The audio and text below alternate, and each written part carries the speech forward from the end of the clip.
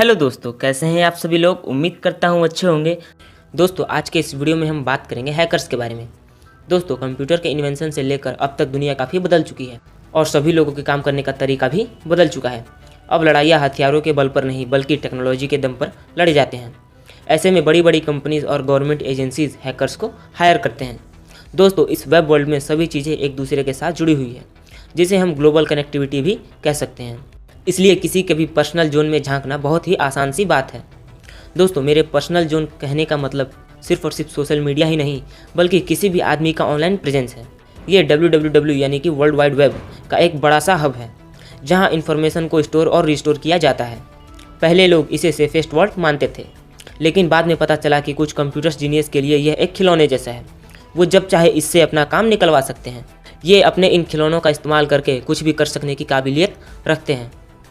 दोस्तों, ये बहुत ही इंटरेस्टिंग टॉपिक है, इसलिए मैंने सोचा कि क्यों ना आप लोगों के सामने ऐसे ही हैरान कर देने वाले हैकर्स की एक लिस्ट पेश करूं, जिन्होंने अपने कारनामों से पूरी दुनिया को सरप्राइज कर दिया। तो दोस्तों, और टाइम वेस्ट न करते हुए अपनी वीडियो को स्टार्ट करते हैं। मेरा नाम है राज, आप देख रहे हैं इन्फोराइज यूट्यूब चैनल, नॉलेज जो आपके काम आए।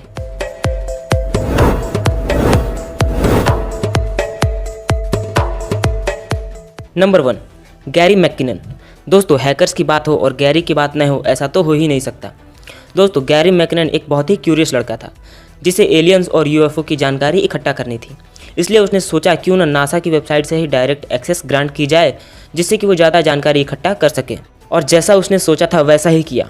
उसने 97 यूएस मिलिट्री और नासा कंप्यूटर्स में एक वायरस को इंस्टॉल किया और उनके कुछ इंपॉर्टेंट फाइल्स को भी डिलीट कर दिया। ये सारी चीज़ें वो अपनी क्यूरियोसिटी को सेटिस्फाई करने के लिए कर रहा था, लेकिन इसी क्यूरियोसिटी ने उसे बाद में पकड़वा दिया। गैरी को बहुत ही जल्द दोषी करार दिया गया। और दोस्तों, लोगों को हैरानी तब हुई जब उन्हें पता चला उसने ये सभी कारनामे अपने गर्लफ्रेंड के घर बैठे बैठे ही कर दिया।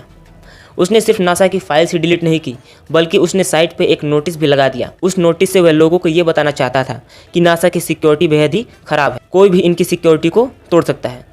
दोस्तों, माना जाता है कि पूरे हिस्ट्री में इससे पहले इतना बड़ा मिलिट्री कंप्यूटर हैक कभी नहीं हुआ था। नंबर 2, लदसैक। दोस्तों, इसे लद सिक्योरिटी के नाम से भी जाना जाता है। यह एक high profile black hat hacker group है। और दोस्तों, यह लोगों की नज़र में तब आया जब इस ग्रुप ने Sony, news international, CIA, FBI, Scotland Yard और दूसरे अकाउंट्स को भी हैक कर दिया था। और दोस्तों, एक बार इस ग्रुप ने न्यूज़ कॉर्पोरेशन के पेज पर एक फॉल्स रिपोर्ट पब्लिश कराई कि रिपर्ट मर्डॉक अब नहीं रहे।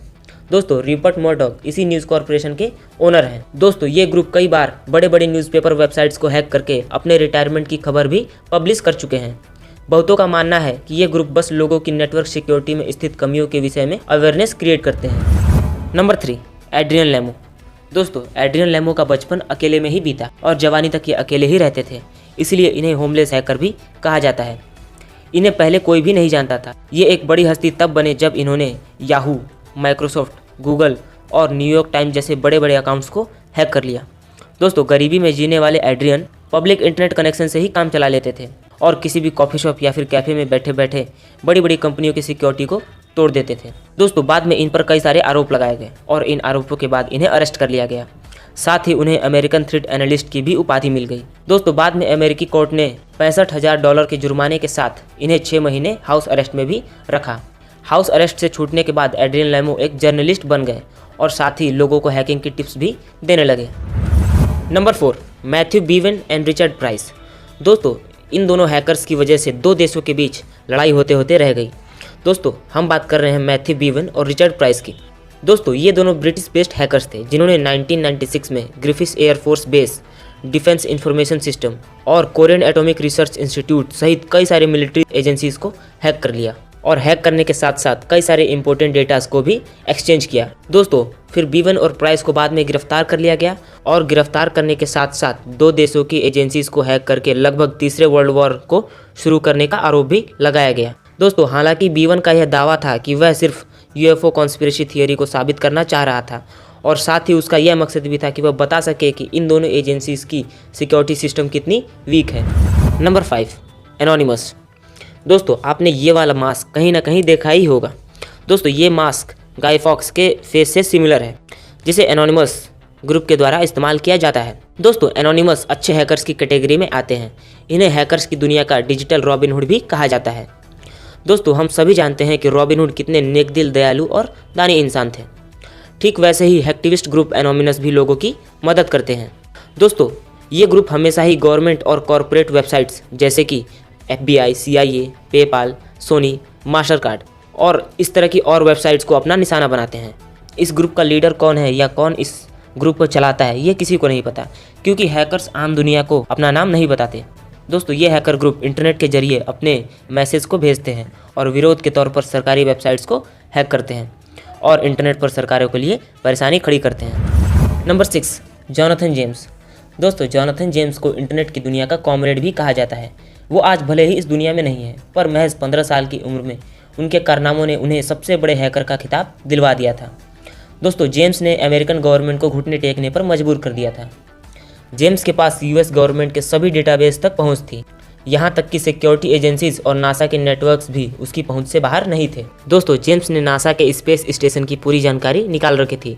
दोस्तों रिपोर्ट्स के अनुसार उन जानकारी की कीमत लगभग $17 लाख के बराबर थी। दोस्तों मजबूरन नासा को अपना नेटवर्क 3 सप्ताह तक बंद रखना पड़ा। 2007 में फिर पुलिस ने जेम्स को पकड़ लिया और तमाम आरोप लगाए। दोस्तों जेम्स ने सारे आरोपों को नकार दिया और 2008 में आत्महत्या कर ली, पर दोस्तों उनकी आत्महत्या का कारण आज तक पता नहीं चल पाया है। Number 7, Kevin Poulsen. दोस्तों केविन पॉल्सन को डार्क डॉन्टे के नाम से भी जाना जाता है। इन्होंने 1983 में केवल 17 साल की उम्र में ARPANET और पेंटागन्स कंप्यूटर नेटवर्क को हैक कर लिया। हालांकि इस घटना के बाद उन्हें पुलिस द्वारा पकड़ लिया गया, पर उनके खिलाफ कोई केस दर्ज नहीं हुआ क्योंकि वह अभी नाबालिग थे। उन्हें सिर्फ चेतावनी देकर छोड़ दिया गया। पर पॉल्सन ने इस वार्निंग को हल्के में लिया और हैकिंग को जारी रखा और 1919 में उन्होंने एक रेडियो स्टेशन के कॉल इन कॉन्टेस्ट को हैक कर लिया और शो को जीत गए।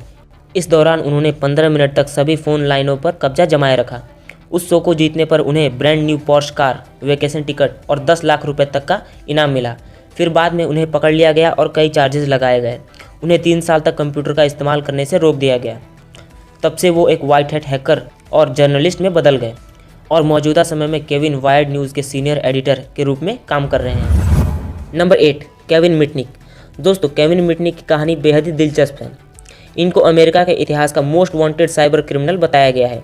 यह एक ऐसे हैकर हैं जो हमेशा ही अरमानी सूट पहना करते थे और अगर आप इन्हें ध्यान से देखें तो ये एक मिड-40s के एक आदमी लगेंगे। नोकिया, मोटरोला, पेंटागन जैसी बड़ी बड़ी कंपनियों को हैक करके डाटा चुराने के आरोप में इन्हें 3 साल जेल में गुजारने पड़े। जेल से छूटने के बाद इन्हें 3 साल तक निगरानी में रखा गया, पर 2.5 साल के लिए फिर जेल भेज दिया गया क्योंकि उन्होंने अमेरिका के नेशनल सिक्योरिटी अलर्ट प्रोग्राम को हैक करने के साथ साथ कॉरपोरेट सीक्रेट्स भी चुराए थे। केविन को फिर से 5 साल की जेल हुई, पर इस बार वह बदल चुके थे। जेल से छूटने के बाद यह एक कंसल्टेंट बन गए और प्रेजेंट टाइम में केविन मिटनिक साइबर सिक्योरिटी की दिशा में काम करने वाली खुद की एक कंपनी चलाते हैं। दोस्तों आपको बता दें कि इनकी लाइफ के ऊपर 2 हॉलीवुड फिल्में भी बन चुकी है, टेक डाउन और freedom down time. Number 9, Albert Gonzalez. दोस्तों आपकी इंटरनेट बैंकिंग कितनी सेफ़ है? जब मैं आप लोगों को अल्बर्ट गोंजालेस के बारे में बताऊंगा तब आपको पता चलेगा कि आपके ऑनलाइन बैंकिंग अकाउंट्स कितने सेफ़ हैं। दोस्तों लगातार 2 सालों तक अल्बर्ट ने नेटिजन्स के क्रेडिट कार्ड से पैसे चुराए। दोस्तों आपको बता दें कि अल्बर्ट गोंजालेस के पास अमेरिका की आधी आबादी के क्रेडिट कार्ड के डिटेल्स थे। 17 करोड़ लोगों के क्रेडिट कार्ड्स और डेबिट कार्ड के डिटेल्स बेचकर अल्बर्ट ने करोड़ों कमाए। साथ ही इन्होंने शैडो क्रू नाम से एक ग्रुप भी बना रखा था जिसमें उन्होंने फर्जी पासपोर्ट, फर्जी हेल्थ इंश्योरेंस और बर्थ सर्टिफिकेट बेचकर खूब कमाई की, पर उन्हें जल्द ही अरेस्ट कर लिया गया और इन अपराधों के लिए 20-20 साल की 2 सजाएं सुनाई गई और प्रेजेंट टाइम में अल्बर्ट गोंजालेस जेल में ही अपनी ज़िंदगी काट रहे हैं। Number 10, Astra. दोस्तों ये हैकर भी एनोनिमस हैकर ग्रुप की तरह ही अपना चेहरा नहीं दिखाते, या फिर यह कह सकते हैं कि इस हैकर के बारे में कोई नहीं जानता था क्योंकि ये कभी भी पब्लिकली पहचाना नहीं गया है। हालांकि डेली मेल के मुताबिक एस्ट्रा एक 58 साल के ग्रीक मैथमेटिशियन है जिन्हें पहचान के बाद 2008 में अरेस्ट कर लिया गया। दोस्तों रिपोर्ट्स की मानो तो वह लगभग 5 सालों तक डिसॉल्ट ग्रुप में हैकिंग कर रहे थे। उस समय के दौरान उन्होंने मॉडर्न वेपन्स के सॉफ्टवेयर और डाटा की चोरी की और दूसरे देशों को बेचा। उनकी हैकिंग की वजह से डिसॉल्ट ग्रुप को $360 मिलियन का नुकसान सहना पड़ा। पर दोस्तों इतना सब होने के बावजूद उनकी पूरी पहचान कभी भी सामने नहीं आ पाई। तो दोस्तों आज की इस वीडियो को यहीं पे ख़त्म करते हैं। वैसे भी आज की वीडियो बहुत ज़्यादा लंबी हो चुकी है। खैर अगर आपको हमारी जानकारी पसंद आई है तो इस वीडियो को लाइक करिए और अपने दोस्तों के साथ शेयर भी करिए। और दोस्तों अगर आप ऐसे ही इंटरेस्टिंग वीडियोस और चाहते हैं तो आप हमारे चैनल इन्फोराज को सब्सक्राइब भी कर सकते हैं। तो दोस्तों मिलते हैं अगले वीडियो में। Thanks for watching my video.